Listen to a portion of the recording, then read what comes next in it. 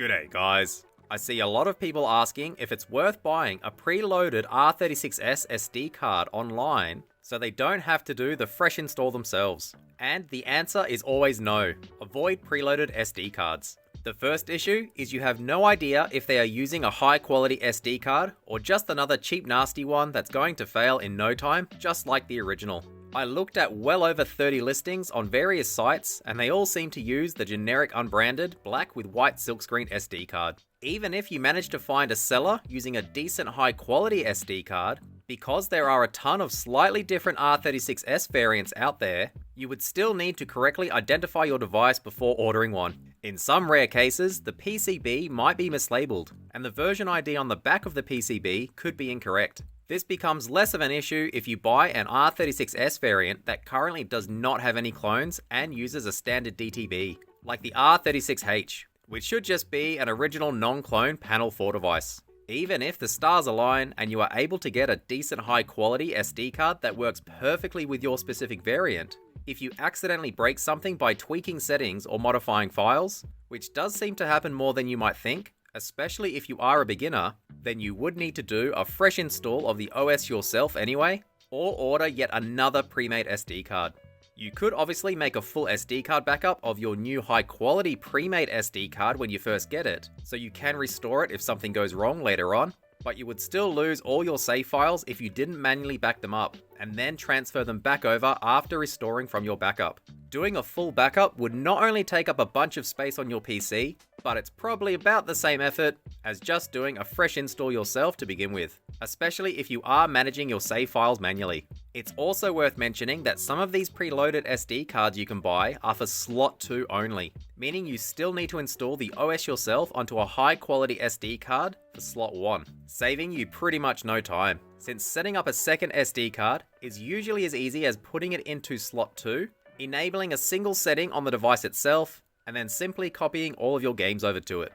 Although doing a fresh install these days is a little harder than it was a year or two ago, since there's so many variants out there now, the entire process still isn't that hard, especially if you have access to a PC, although you could also do it using an Android device like a phone or tablet. It also shouldn't really take you more than an hour, even if you are a complete beginner and not very tech savvy. I do have full guides on how to identify your variant, pick the best OS for your device, and then do a fresh install from scratch. So I will put links to them all down in the description below. The rough steps are to identify your device first, ideally by checking behind the battery if you have a transparent case, or just by removing the 6 small Phillips screws holding the back on and taking a peek at the back of your PCB inside. If you are just wanting to install ArcOS or ArcOS for clones, depending on your variant, you can get away with just uploading a file on the SD card your R36S came with to an online tool, so you don't need to take the back off the device itself.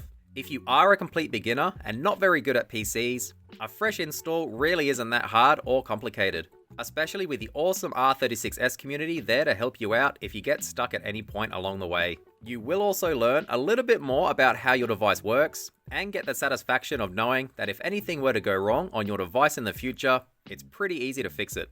For those wondering, once you know what device you have, a fresh install usually takes around 5 to 10 minutes depending on the speed of your SD card and SD reader. Around 95% of that time is spent waiting for the image to write to your SD card, and then again waiting for it to complete its initial boot setup. Once everything's set up, you just need to copy your games over. Nice and easy. Overall, I would absolutely recommend avoiding the pre-made SD cards you might find online. There's just way too much risk and uncertainty involved, and chances are you are going to have to change the DTB yourself to get it working on your specific variant anyway. As mentioned, I will put a few video guides on how to identify your device, pick a compatible OS, and then do a fresh install down in the description below. I'll also put links to the amazing R36S wiki, which does have info on a ton of different device variants, and also has a buyer's guide with a list of trusted sellers if you are looking to buy one, as well as a link to the ever helpful R36S subreddit, which I would also recommend checking out if you own an R36S or are thinking of buying one. But I think that'll do it for today. If you have any questions or comments, let me know down below. Otherwise, thanks for watching.